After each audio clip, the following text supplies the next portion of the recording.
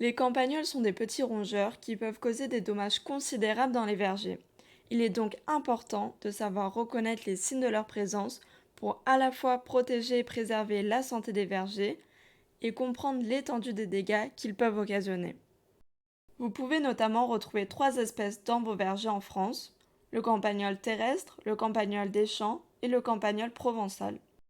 Le campagnol terrestre, appelé communément rate-au-pied, est le plus gros et pèse entre 80 et 140 grammes.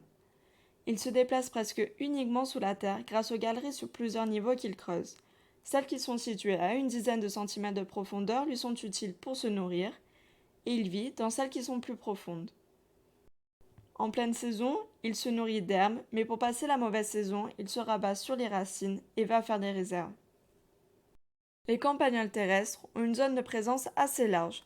On les retrouve principalement dans l'est de la France et dans le Massif central. Ils préfèrent les sols frais et humides car ils redoutent la sécheresse estivale. C'est pourquoi ils sont surtout présents dans les montagnes, qui sont les principales zones de pullulation. Le campagnol des champs, plus petit, pèse environ 20 à 45 grammes et remonte à la surface pour se nourrir. C'est grâce à son réseau de galeries, comprenant son nid, qu'il peut se déplacer et ensuite sortir. Il est à la fois herbivore et granivore, et durant l'hiver, il est capable de ronger le collet des arbres fruitiers. Nous pouvons le retrouver dans presque toute la France, à l'exception de la Bretagne et du bassin méditerranéen. Le plus petit de ces rongeurs est le campagnol provençal, puisqu'il pèse à l'âge adulte entre 10 et 30 grammes. Il a une activité essentiellement souterraine et creuse des galeries. Comme les deux autres campagnols, il mange de l'herbe, mais pendant l'hiver, il se nourrit à la fois du système racinaire et du collet des arbres. Et on le retrouve principalement dans les plaines méditerranéennes et subméditerranéennes. On peut reconnaître leur présence de différentes façons.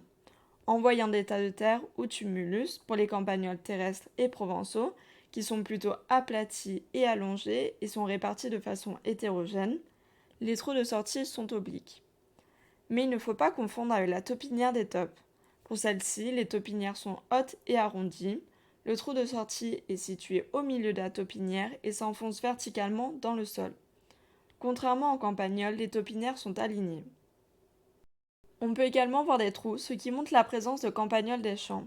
Les orifices des galeries sont ouverts et on trouve un peu de terre à côté. Il est aussi possible de voir des excréments, indiquant que la colonie est active. Un défaut de croissance anormale de certains arbres peut aussi indiquer que les campagnols rongent les racines ou le collet. Les campagnols peuvent causer les principaux types de dégâts suivants.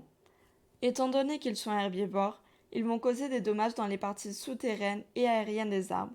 Les campagnols terrestres et provençaux grignotent les racines, ce qui peut entraîner la mort de l'arbre si les racines principales sont touchées. Les arbres endommagés peuvent montrer des signes de stress, comme des feuilles jaunissantes et une croissance réduite.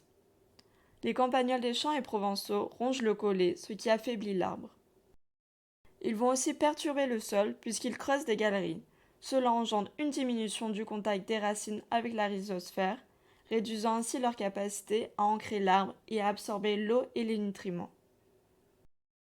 Enfin, les blessures infligées par les campagnols peuvent affaiblir l'arbre et être une porte d'entrée pour diverses maladies et infections, ce qui peut réduire leur vitalité et les rendre plus sensibles aux autres bioagresseurs.